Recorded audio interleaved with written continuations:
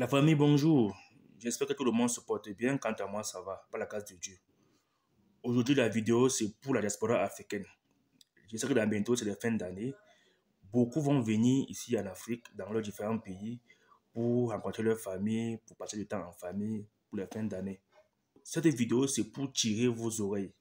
C'est pour que vous sachiez déjà ce qui vous attend dans vos différents pays. Parce que là-bas en Europe, ce n'est pas comme ici en Afrique. Ici, chez nous en Afrique, la vie n'est pas le cadeau. La vie n'est pas facile. Donc, il y a les gens qui ont déjà pris les tic-tac, les micmacs, les tactiques pour pouvoir avoir l'argent facilement. Et ce, peu importe s'ils mettent votre vie en danger ou pas. Dans tous les cas, je vais vous faire suivre une petite vidéo et puis on se prend après la vidéo pour que vous puissiez comprendre beaucoup de choses. Suivez d'abord la vidéo pour qu'on puisse être sur les mêmes longueurs d'onde.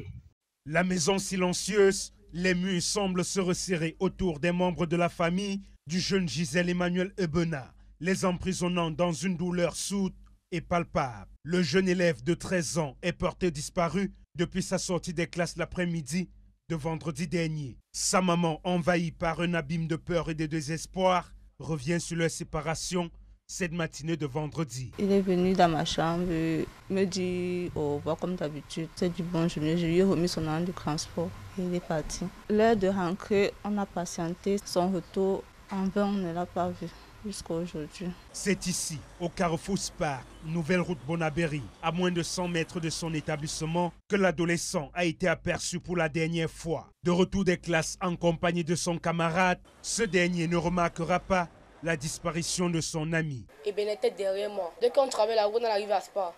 Je me tourne, je ne vois plus Ebena. Je commence à chercher Ebena quand il n'y avait pas la force puis parler parce que je ne me sentais pas bien. J'ai serré le cœur, j'ai demandé à mon ami qui était à côté qui venait prendre la moto. Il dit que non, qu'il n'a pas vu Ebena. Mais moi, je pensais qu'il avait pris la moto ou il était reparti à l'école. Mais la mère Ebena est venue chez nous à 22h la nuit, qu'on pas chercher Ebena. Il s'est battu monter l'un de la maison de mes amis parce qu'Ebena dit qu'il est parti copier les cours là-bas. Et mon ami dit Ebena n'est même pas venu chez lui le jour-là. Le lendemain, la maman du jeune homme reçoit un appel d'inconnu lui exigeant de verser une somme d'argent sous peine de ne plus revoir son fils. Il me dit avoir la grâce de l'enfant, qu'ils sont en possession de l'enfant, mais il me demande de l'argent. Et que si je ne parviens pas à lui donner cet argent, je verrai seulement son image sur Facebook et WhatsApp. Gisèle Emmanuel Ebena n'est pas un garçon turbulent, témoin de sa grand-mère, les yeux remplis de tristesse. Et même à l'école, on l'aime beaucoup là-bas. Que ce soit les professeurs, ses camarades de classe, tout le monde l'aime. Dans son école, l'administration reste muette et refuse toute communication sur l'affaire. Cependant, c'est la compagnie de gendarmerie de Bonassama qui a pris en charge le dossier. L'enquête est toujours en cours, alors que dans la famille, l'angoisse grandit à mesure que les heures passent sans nouvelles. Alors la famille, j'espère que vous avez bien suivi la vidéo et vous avez vu de quoi je parle. Vous avez compris de quoi je parle. Donc, je vous assure la famille, soyez prêts avant de venir ici en Afrique chez nous. Parce que les choses ont changé. Il y a les gars ici dehors qui sont prêts à tout pour mettre l'argent dans leur poche. Quitte à viser ceux qui viennent de l'Europe parce qu'ils savent que vous venez avec le ticket, avec le paquet, que vous avez beaucoup à perdre. Il suffit que vous preniez un mauvais taxi et qu'on vous agresse dans la voiture, dans le taxi, on récupère seulement votre passeport. Vous serez prêt à tout payer pour récupérer votre passeport pour pouvoir voyager. Il suffit que vous preniez la mauvaise voiture et puis vous vous retrouvez dans une salle fermée et puis on demande de payer 2 millions, 4 millions, 5 millions avant de vous libérer. La famille, prenons nos précautions. Prenez vos précautions quand vous venez chez nous en Afrique ces temps-ci pour voir vos familles. Parce que vous avez vu dans la vidéo comment est-ce qu'ils ont kidnappé un élève pour demander des rançons à sa maman, à ses parents. Un élève. Combien de fois c'est un adulte qui est prêt à tout pour avoir sa liberté, pour rentrer encore en Europe, pour se chercher encore, pour travailler, pour retrouver sa vie d'avant. Donc, les fins d'année sont déjà arrivées. Les gens vont chercher à avoir l'argent partout de moyens. Prenez vos précautions. Je vous conseille, si vous êtes en train de venir au Cameroun, ou bien dans votre pays, là où vous vous trouvez, préparez tout à l'avance. Demandez à vos parents d'abord de vous trouver un logement sécurisé. si vous n'avez pas encore de maison, trouvez un logement sécurisé dans une ville un peu tranquille, dans un quartier un peu sécurisé, un peu tranquille. Ça, c'est d'un. Et de deux, faites aussi l'effort, même si vous n'avez pas assez de moyens. Si vous n'avez pas de véhicule, faites l'effort même de louer un véhicule pour votre séjour au pays, dans votre pays, pour pouvoir être un peu en sécurité. Parce que les gens vont vous capter, même depuis l'aéroport, les gens vont vous suivre. Ça peut même être même vos proches qui vont même vous vendre aux délinquants, qui vont même donner votre parcours, votre itinéraire journalier aux délinquants pour qu'ils puissent vous kidnapper, pour après demander les rançons à la fin, pour avoir de l'argent aussi pour fêter. Donc, prenez vos précautions.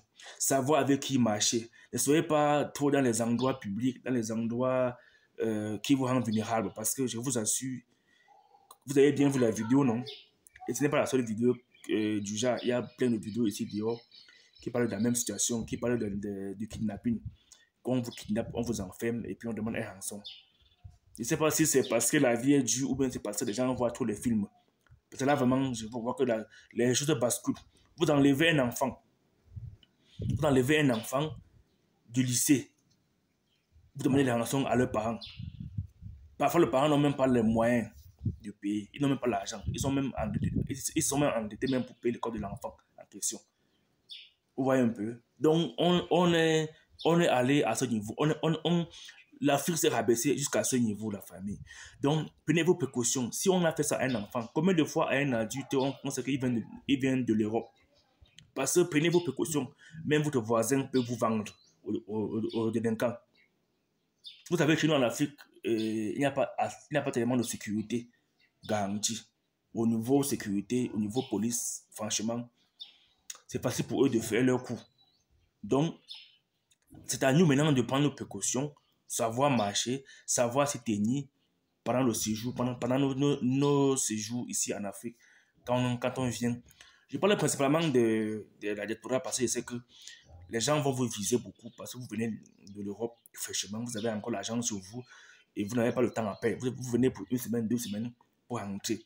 Si l'un des délinquants réussit à mettre main sur vous, forcément vous allez payer de l'argent pour vous libérer rapidement parce que vous n'avez pas le temps à perdre. Voilà pourquoi je tire beaucoup plus sur la diaspora. Mais ce n'est pas uniquement pour la diaspora, c'est aussi pour... Mais c'est aussi pour les gens qui vivent aussi ici au pays. Soyez très prudents quand vous marchez dans la rue, que ce soit la nuit ou en journée. Ne vous laissez pas emporter par... comment il va expliquer ça? Parce que comme vous voyez, comment est-ce qu'ils ont pu, dans la vidéo, comment est-ce qu'ils ont pu prendre un petit enfant du lycée en plein public, en plein carrefour, à kidnapper? La famille, parlez à vos enfants. Je ne sais pas comment est-ce que vous allez faire, comment est-ce que vous allez vous prendre, mais trouvez un moyen de les conseiller, de les éduquer, parce que le dehors est grave. À peine vous avez les moyens de payer le corps de l'enfant, mais on vient encore le kidnapper encore pour demander les rançons. Vous avez fait comment pour payer, vous avez fait comment pour payer ces rançons? Vous n'êtes même pas d'abord sûr que même en payant la rançon, l'enfant encore va vous revenir en bon état ou bien en vie, la famille. Conseillez nos enfants. Ici au pays, déjà on sait que bon, les adultes sont déjà un peu avisés, beaucoup d'entre eux sont avisés, mais nos enfants sont en danger. C'est eux qui sont le plus vulnérables. Et pour revenir encore sur ceux de la diaspora, ce n'est pas en vous miroitant avec l'argent qu'on va pouvoir vous arrêter, non. Vous, la diaspora qui vous venez, les gens vont passer, peut-être vous empoisonner, vous endormir, pour vous kidnapper facilement. Donc, si vous venez faire la fête, vous allez être peut-être mieux. Et évitez surtout, de venir pourrir derrière les femmes, ou bien les hommes, ou bien les femmes de pourrir derrière les hommes qui vont vous miroiter. Pardon. Parce que les gens peuvent aussi envoyer les femmes venir vous miroiter, après vous kidnapper. Les filles que vous rencontrez parce que je sais que beaucoup d'entre vous sont déjà en train d'écrire aux femmes. Chérie, on va se voir en décembre. Je vais venir en décembre, on va se voir pour 2 semaines. La famille, surtout les filles que vous ne connaissez même pas d'abord très bien. Les filles que vous n'avez pas tellement d'informations sur elles.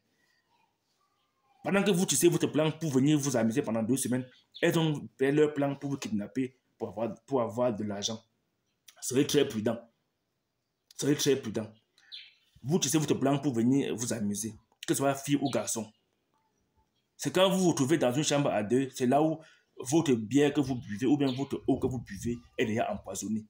Ou bien avec le somnifère.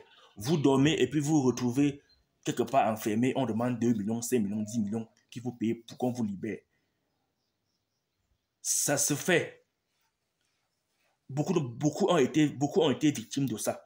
Donc la famille, soyez prudents. J'ai voulu tirer un peu votre attention par rapport à ça. Soyez très prudents. Quand vous venez ici au pays, même celui avec qui vous marchez, rassurez-vous que vous le maîtrisez très bien. Vous vous connaissez très bien. Et même que là, il faut toujours prendre vos précautions. Restez en famille, restez avec vos familles. Si vous sortez, sortez en famille. Revenez rester en famille. Profitez de votre vie en famille. Et puis, retournez en Europe sain et sauf. Parce qu'un simple faux pas avec un ami ou une fille ou un gars que vous trouvez dans la rue, n'importe comment, peut vous amener dans les problèmes. Peut vous mettre dans les problèmes que vous allez pouvoir regretter toute votre vie. Donc, suivez très bien ce que je vous dis. C'est ce que nous vivons ici au pays. C'est ce que les gens vivent ici au pays. Soyez très prudents. Restez en famille. Amusez-vous en famille. Même si vous rencontrez une fille, cherchez d'abord à savoir qui est vraiment cette fille avant de pouvoir vous engager. Et même si vous engagez, s'il y a moyen de le faire en famille, faites. Même si vous voyez dans un milieu, même s'il faille que vous voyez à deux, faites-le dans un milieu sécurisé. Hein? Voyez un peu. Prenez même un meublé sécurisé. Parlez au vigile que bon, je suis là dans la chambre.